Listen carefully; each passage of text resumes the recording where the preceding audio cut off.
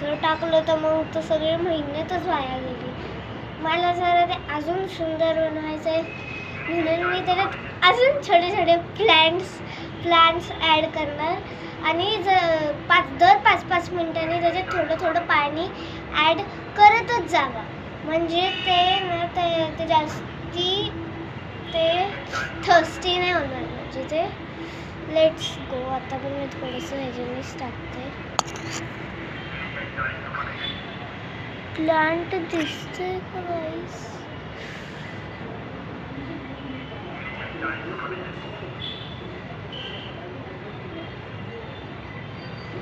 अजून छोटे छोटे प्लांट्स ॲड करते मी ह्याच्यात.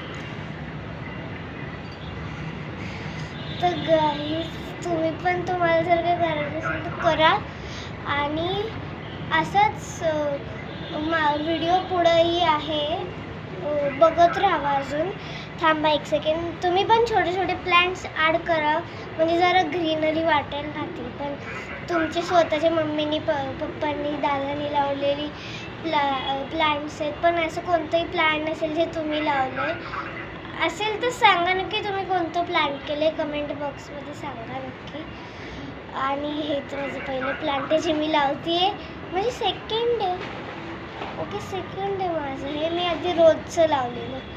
ओके आता पुढं आपण छोटे छोटे प्लांट्स इकट्ठा करूयात.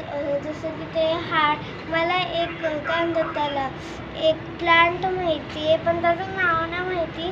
त्या हार्ट शेपची पान असतात, एक असं अशी 3 असतात 4 असतात. तर ती लावूयात आता. जमली तर लावूयात कारण की ती खूप नाजूक असतात. गाईज अजून छोटं बोललं तर आपण थोडंसं घेऊयात. थोडंसं छोटंसं छोटीशी स्टीम काढूयात आणि मग त्याला लावूयात. मला तर असंच करूशी वाटतंय.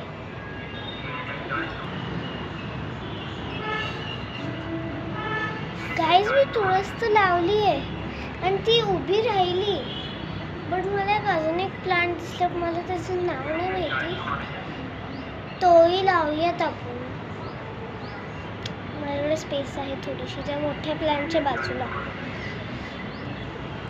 तर गाईज आपली मिनी नर्सरी का काही पण बोलू शकतो रेडी आहे. आता मी नेक्स्ट पार्टमध्ये ही थोडीशी मोठी झाली वगैरे ते दाखवावं लागतं. तर मी हिला इथंच ठेवते. तोपर्यंत बाय.